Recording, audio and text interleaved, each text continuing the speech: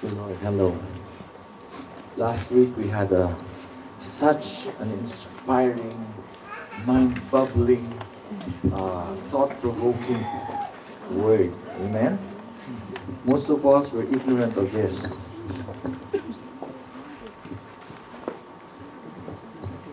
I know some of us, those who read the Bible, we read Matthew 24, right? But it was presented to us so clearly last week. It was presented to us so clearly last week that even I, your pastor, are never the same again. I no longer dwell on the past, but I always dwell now on the future. The future glory of the coming of Jesus Christ. All the signs are already here. Sabi mo sa katabi mo, He is near. Malapit na po, malapit na po. Amen? Praise the Lord. So last week, there were two words that we need to consciously bear in mind. Number one is ignorance. Okay? We're no longer ignorant. We were no longer ignorant of the future of this world. And because we're no longer ignorant, we will no longer be indifferent. Amen? Ignorance renders us indifference. No? Indifferent to people. People need the Lord. People need the Lord. Until we put that in our hearts and mind.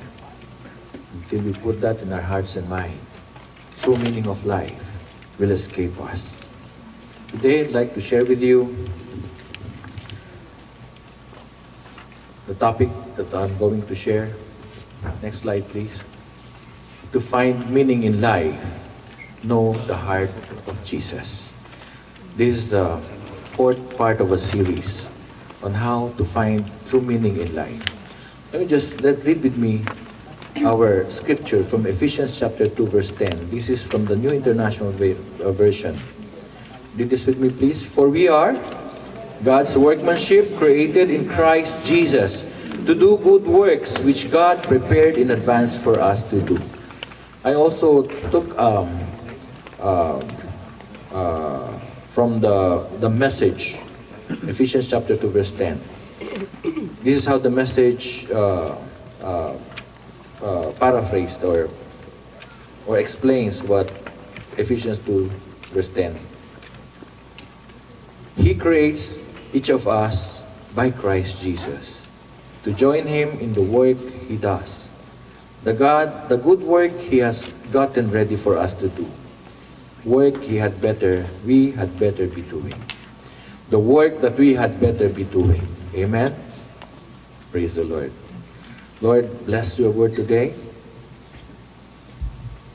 May this be explained very crystal clear, Lord God, to those who are here.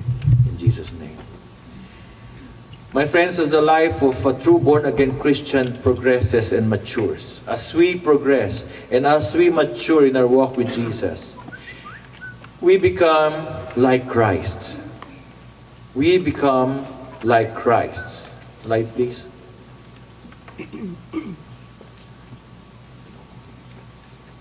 The past has gone and the new has come. The past has gone and the new has come. And we are created in the image and likeness of Jesus Christ. And this is how we know we are in Him. Whoever claims to live in Him must live as Jesus did. These three verses are some of the few which tells us how we walk, how we find meaning in life. We need to be Christ-like.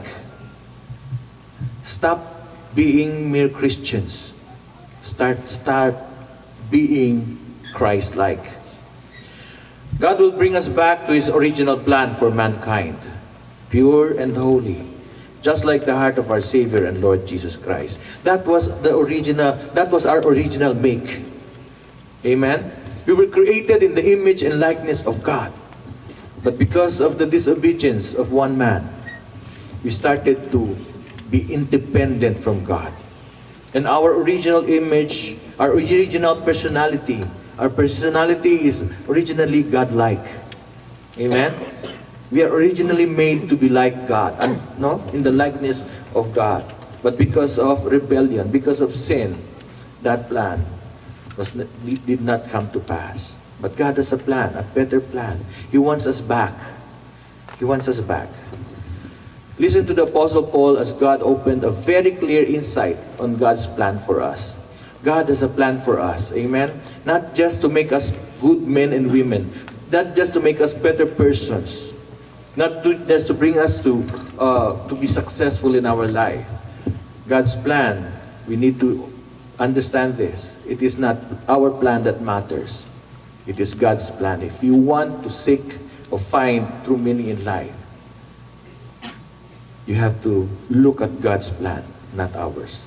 I'm going to share with you Romans 8:28 to 30. Romans 8:28 to 30. This was written by the Apostle Paul to the Roman church. Sabi mo sa katabi mo, para sa iyo to. This is for all of us. Amen?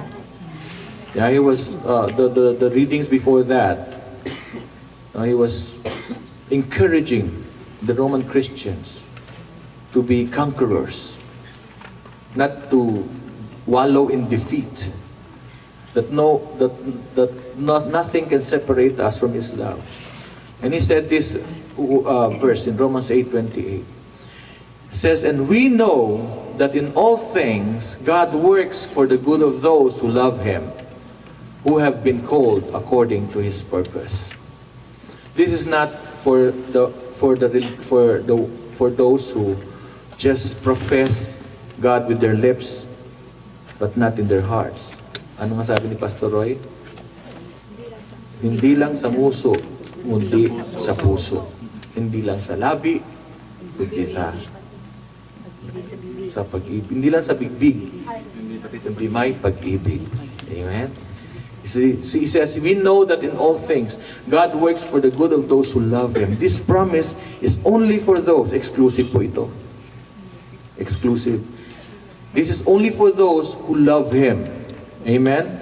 Who have been called according to His purpose. Marami pong tinawag ang Panginoon, pero hindi lahat tumugon. Sabi mo sa katabi mo, buti tumugon ka. Sana magstay ka. I remember last week, it was so funny. We were about to close in prayer. Remember? We were being challenged to really stand up for Jesus, right? To share Jesus Christ to the world because Jesus Christ is coming soon. And then suddenly the movie trailer came up. No, akala niya ma-distract tayo. But one thing is this, no? If you love Jesus Christ, there will be distractions. Are you with me? Madidistract ka. Minsan boyfriend mo, i-distract ka rin. Minsan trabaho mo, madidistract ka. Minsan problema mo, madidistract ka. Amen? But if you truly love Jesus Christ, you will obey His commands. Listen, this is a key principle. Blessing comes after obedience. Amen? Now I'm sure, as you obey God, no matter how difficult it is, our God is a rewarder of the faithful. So this promise is for those who love Him. And we know that in all things, God works in all things.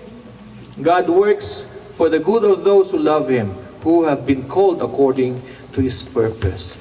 You know, I love what Isaiah said, that we are described as the Father in heaven is our potter and we are the clay. God will shape us, prepare us. Yeah? So that we can, teka muna anak. God will shape us. He will prepare us so that we can finally pursue the very work that God has prepared for each one of us today. Amen? I never thought that I will be a pastor. Never thought that I can be a pastor. Carlene, never thought probably, palagay ko sa karaoke lang siya pwedeng kumanta noon. Right? Never thought that God can use her. I never thought that I can be a pastor. Many of us here never thought that we can truly serve God with all purity.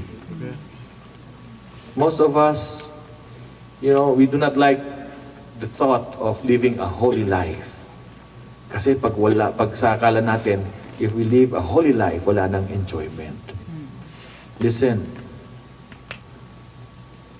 Kapag meron tayong, if we live a holy life, joy is there.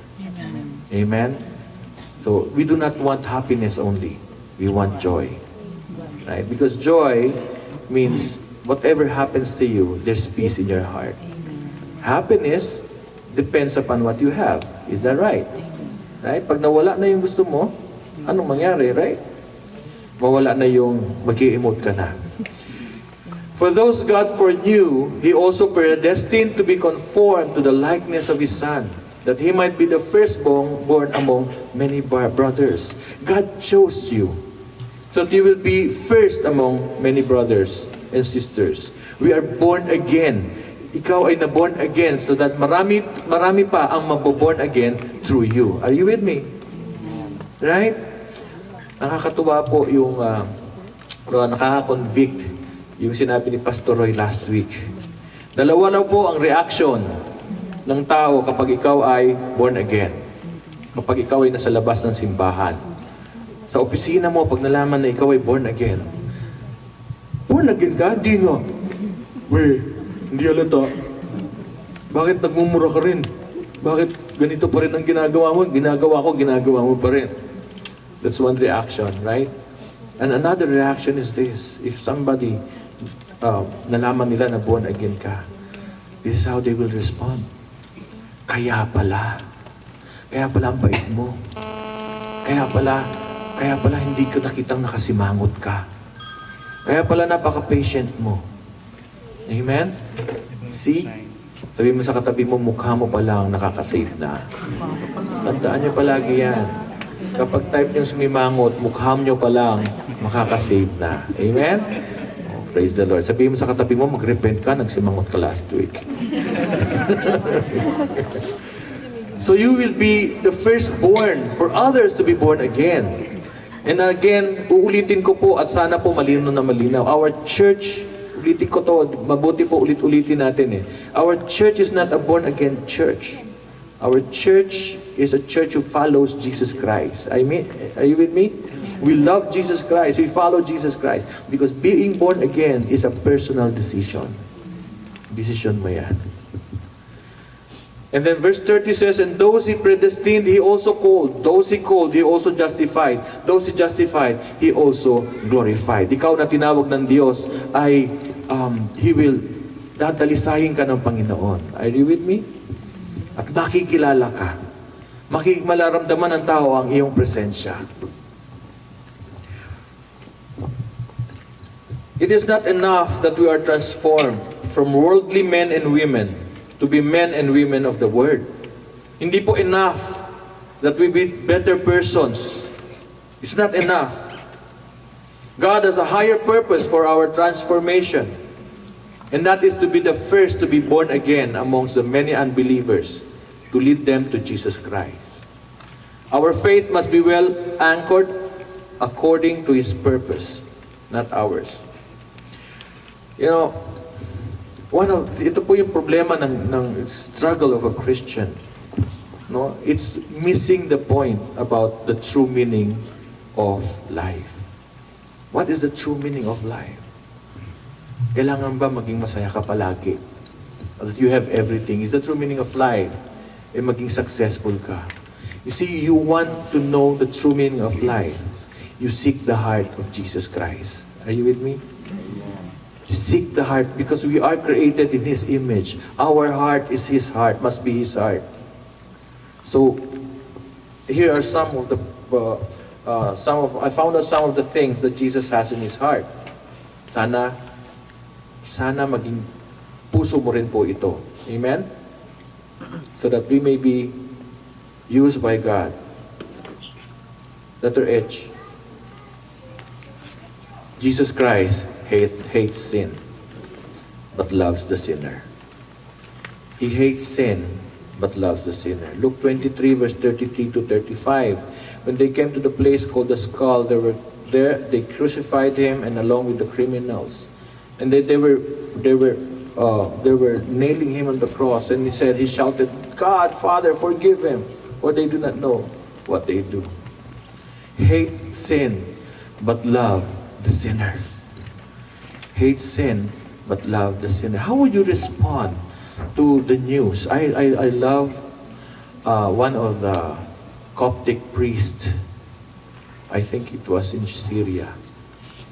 No, the ISIS were beheading people right and left. And you know how this priest responded? He responded with love. He says, we forgive those who have done this. Amen? He said, we forgive those who have done this. Because they know that Jesus Christ loves the sinner, but He hates the sin. Amen? So, my friends, always remember this. If you are in sin, God hates your sin, but He loves you. And He wants you back. Okay? That's the heart of Jesus. Kaya kapag nakikita, if you see your flatmates, no? If you see anybody who is sinning, don't look at them with a condemning look. Look at them with the eyes of compassion. Because they too are lost. They need Jesus Christ. Amen? Do not judge them, or you will be judged. Look at them as somebody who needs Jesus Christ. Kahit na yung boss mo. Sabi mo sa katabi mo, kahit yung boss mo, 3 buwan ka na hindi pinansasweldo. With compassion. Next, letter E.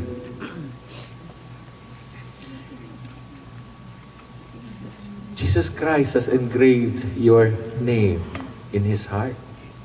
Isaiah 49 verse 16, see, I have engraved you on the palm of my hands. No, He has engraved your name in the palm of His hands. Amen. He will never leave you, and He will never forsake you. That is the heart of God.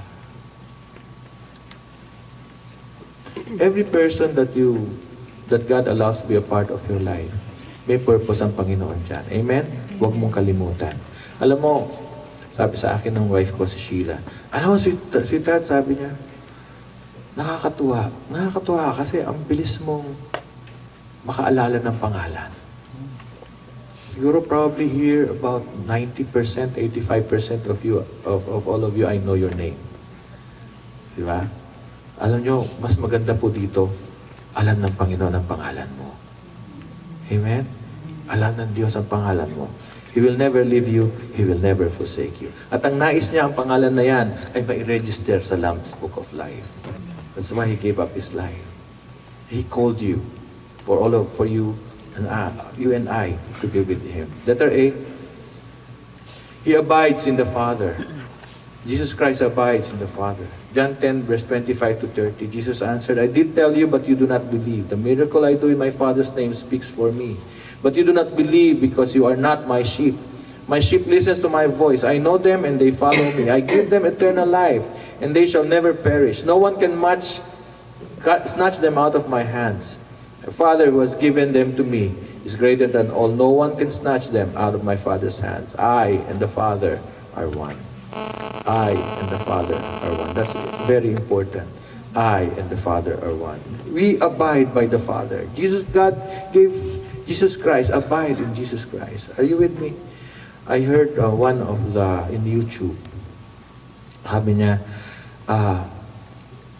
di ba maraming, we can always go to heaven. Sabi niya, maraming daan patunga sa heaven. Maraming religion, no? There are those who have different religions or belief. They can also go to heaven, right? Says, you know what this pastor answered was very, very clear. He says, you see, there's so many ways to heaven. Pero halimbawa, dumating ka na, if you come to a place where the road separates. Are you with me? The road separates. And then the one going to the left. And there are two persons there. One is dead and one is alive. Whom will you ask for direction? Are you with me? Two roads forking, two different directions. There were two persons there. One is dead and one is alive. Whom will you ask for direction? The one who is alive. Amen? Amen? The one who is alive. In all of the religion in the world, who is it who claimed and who is written? Who rose up and resurrected from the dead? It is Jesus Christ. That's why we sang, My Redeemer Lives. And Jesus Christ came here to do the will of the Father. So follow Jesus. Amen? Sabi mo sa katabi mo, follow Jesus. And if you hear His words, obey. Because in these words are the words of the Father. He says, I and the Father are one. That is the heart of Jesus. To obey the heart of the Father. Letter R. He restores the brokenhearted to claim freedom. To proclaim freedom for the captive and release from darkness for the prisoners. To proclaim the year of the Lord's favor and the day of vengeance of our God. To comfort all who mourn and provide for those who grieve. He restores the brokenhearted. You see, many of the prophecies of Isaiah came to pass. And most of the prophecies of Isaiah is about Jesus Christ. Amen? He came to mend broken hearts. And if you are to have the heart of Jesus, sabi mo sa katabi mo, you will also heal broken hearts. Amen po ba? Amen. Huwag ka ng taga-siga. Ano tawag doon? Galit na nga, sinususulan mo pa. Amen? Galit ka na nga, sinususulan mo pa. You see? Umiiyak na nga, lalo mo bang pinaiyak? Heal the broken heart. Always point people who are broken-hearted to Jesus Christ. Because Jesus Christ heals broken hearts. Amen? Amen. At by the way, huwag ka naman tagasira ng puso. Are you with me? Natuwa ako nung I was chatting with Bea, my daughter. I was chatting with her, and she said, "Papi, will you please tell me your what you think about this?" Kasi tinuro daw. Sabi niya, there's yung myth number 1. God has prepared somebody for you. Wow. This is talking about a partner in life. That person said that it is a myth. Myth daw yon. And then finally he said, the preacher also said, now you can go dating, go out, try love, go out, date, go out. I was saying, I told my daughter, it would be better for us not to go into trial and error. Are you with me? Not trial and error. Commitment is better than trial and error. Because trial and error will hurt you. Are you with me? Sino po ditong na-hurt na? Huwag na yung tumaas. Mali ang pili. Alam niyo po, totoo po, what we need to do now is this. What we need to do now is this. Focus ka na lang kay Jesus. Huwag sa partner mo. Or sa future partner mo. Focus on Jesus. Sapagkat kapag ikaw ay tunay na anak ng Diyos, if you focus on Jesus, tunay na anak ka ng Diyos, hindi hayaan ng Panginoon na ikaw ay masaktan. Amen? Ang ibibigay niya sa iyo, yung tunay na magmamahal sa iyo. Amen? Talagang magiging committed sa iyo. Amen? Tandaan niyo po yan, men and women, boys and girls, ladies and gentlemen, huwag kayong mananakit ng puso. Sabihin mo nga sa katabi mo, huwag kang manakit ng puso. Kung nasaktan ka ngayon, mag-move on ka na. Amen? Huwag ka nang to exact vengeance. Okay? Because the heart of Jesus wants to restore the brokenhearted. He wants to restore. And Jesus Christ is restoring you right now. Amen? Jesus Christ is telling you right now, hey, move on ka na. What I want from you now is peace. Amen? There are times when we can no longer make the next step. Sabi ng Panginoon sa atin, I carried you until now. That's why you're here. And finally, letter T. Jesus Christ touches lives one at a time. He touches lives one at a time. I remember when Jesus Christ was walking and the crowds were there, and then this woman who was bleeding for many years touched the hem of his cloak. And then he asked the disciples, who touched me? Imagine, ang daming tao. Sabi nung disciple niya, "But teacher, there's so many people around here. How can you say that who touched you?" No, because he felt power. And then he says, "Still touch me." And then the woman said, "I did. I did." And then he said, "Okay, you're healed." Jesus Christ touches lives one at a time. One at a time. He touched you, amen? He touched you one at a time. And God will also use you to touch lives one at a time. Amen. Nelson was just walking across my barber shop, and then he just opened the door and says, "Good morning." And then he says, "Nelson, can you come? Brother, can you come join us for lunch?" And he came and sat down, and we spoke. And something happened to him. God touched his life. Amen. And now Nelson is here. And he's bringing so many of his friends. Amen. He's touching one soul at a time. Amen. How about you? Remember when the last time God touched your heart? Not because you grew up in a Christian family, that means God already touched your heart. Hello. Not because you grew up in a Christian family, that means God already touched your heart. No. You have to feel it. Amen. Seek Him first. Amen. And you will find Him. My daughter, Bea, sana stand up for Jesus ko kanina.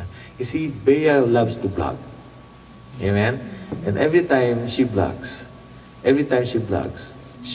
about her relationship with Jesus. Sana ganun. No? Yung mga blogs niyo, mga Facebook niyo, baka naman kung ano-ano na naman nakalagay sa Facebook niyo, ha? Nagbablog siya. And then she called up and she was so excited. You know why? Because somebody was following her blog. And that somebody never knew her. At nalaman niya. And you know what sabi? You know, one of his friends, this friend told her that her friend, the friend of her friend, came to her. And then you see, can you please read this blog? Sabi niya, that person never knew that her friend was a friend of Bea. Yeah. I want that kind of love. She says, I want that kind of love. And then he introduced Bea to that person. And that person now is with the Lord. He received Jesus Christ. Amen. One at a time. Yung blog mo ba can touch lives for Jesus? Yung bang pinost mo sa Facebook can that touch the life of somebody? One at a time. Amen. Hindi yung pwede yung nag-vlog ka pagkatapos gusto mo like na lang. Uy, dami nag-like ko. Dami nag-like. Your life must touch people one at a time. Amen? When was the last time you gave somebody to your office boy? When was the last time you gave a shirt to your coffee boy? Your janitor? When was the last time? When was the last time you see street, people who sweep the street? When was the last time that you showed that person the love of Jesus through you? Amen? Sabi mo sa katabi mo, kasi pumokus ka sa labas, huwag sa sarili. Amen? Tingnan mo kasi yung paligid, huwag palaging sarili mo nakikita mo. 39 na ako, wala pa akong boyfriend. Ano ba yun? Puro ka na sarili mo nakatingin. Amen? Huwag naman pong ganon. Amen? Sapagkat ang Panginoon, kapag tinago mo ang sarili mo sa puso ng Diyos, kailangan hanapin ng partner mo ang puso ng Diyos para madiskubre ka doon. Amen? Praise the Lord. So, the heart of Jesus hates sin. Sana ikaw din. Sabi mo sa katabi mo, sana ikaw din. And you hate sin, but you love the sinner. You know? Your people are important. People are important. Hindi lang ikaw ang importante. Importante din ang mga taong katabi mo. Sabi mo nga sa katabi mo, importante ka kay God. Siyempre ako din. You abide in the Father. Yan ang kailangan po natin sumunod. Restore the brokenhearted. Allow God to use us to restore people who are broken. Amen? And then finally, touch people's lives one at a time. That is how to find meaning in life. When you can bring a person to the knowledge of who Jesus Christ is. He is the Son of God who gave up His life so that we may have life. And while we were still sinners at that, hindi na niya hinintay na tayo maging mabait. Binigay niya ating buhay upang tayo maligtas. At kung sino man ang maniwala sa Kanya, ang sino man ang tumanggap sa Kanya, hindi ito pupunta sa impyerno. Because Romans 3:23 says, all of us have sinned and have fallen short of the glory of God. And Romans 6:23 says, and the wages of sin is death. Death in eternity in the fires of hell. But God never wanted us to perish. God wanted us to be with Him in heaven. That He gave His only begotten Son, Jesus, so that whosoever believes in Him and follows Him shall not perish but have everlasting life. And most of us have already received Jesus Christ. Amen? Sabi mo sa katabi mo, papunta ka na sa langit. Palakpakan natin ang Diyos. Ngunit papunta ka na sa langit, magdamay ka naman. Amen? Huwag ka na maging kontento lamang na ikaw ay papunta sa langit. In closing, I'd like to share this with you. To find true meaning in life, one must go back to our Creator. Seek His heart, and there, you will find a picture of you. Wow. Andun ang picture mo. Hindi lang sa Facebook. Sabi mo sa katabi mo, picture mo hindi lang nasa Facebook. Nasa heart ni God. Amen. He never wanted mankind to perish. He wants us to be with Him in heaven. Friends, the heart of Jesus is the salvation of mankind. And that should also where our hearts be, to save people. Save people whom He will allow to be part of our daily lives. Your father, your mother, your sister, your brothers. Most often than not, the difficulty is, when our parents think that we have changed religion, and they will not allow this, they will not like it. My friends, you're not changing a religion. If you believe in Jesus Christ, then you're one with us. Religion doesn't matter. Amen? Doesn't matter. As long as you follow Jesus Christ of the Bible and you read the scriptures, that's all. It is. Our salvation is not of good works. Being part of ministry, being a good person, being part of a religion is good works. He said, it is by grace that we have been saved. It's a gift from God. Amen? And our challenge for today is this. Jesus was the extension of God's heart. Can we be the extension of the heart of Jesus? Jesus is the extension of God's heart. Can we be the extension of God's heart, God's hands? Amen. Sabihin mo nga can you say this with me? I will never be saved, safe, and seated. Amen. Our memory verse today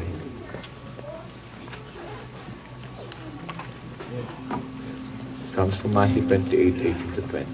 Preach the gospel. Bring people to God. Amen. Praise the Lord. I'd like to share a song to you.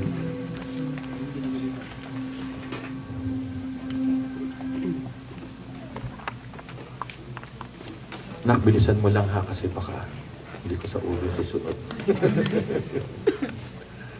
Praise God.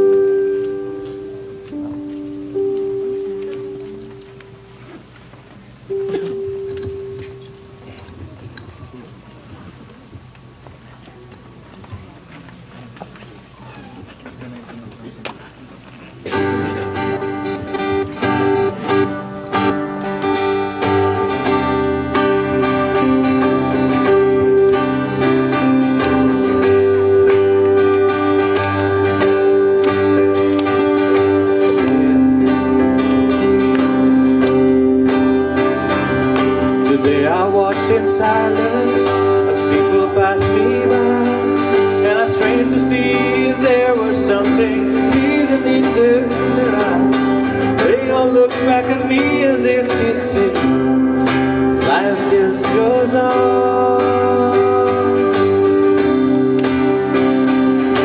The old familiar story, told in different ways. Make the most of your own journey from the cradle to the grave. Dream your dreams tomorrow, because today life must go on. Oh, but there's more to this life than living and dying. More than just trying to make it to the day. More to this life, more than these eyes alone can see. And there's more than this life can be.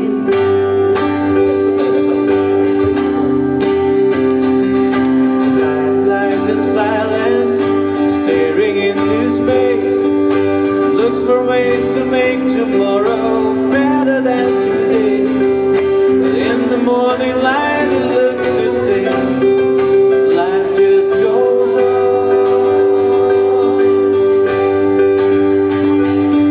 He takes care of his family, he takes care of his work. And every Sunday morning he takes his place at the church.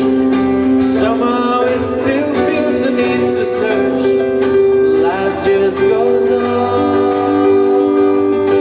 Oh, but there's more to this life than living and dying. More than just trying to make it through the day. More to this life, more than these eyes alone can see. And there's more than this life alone can be.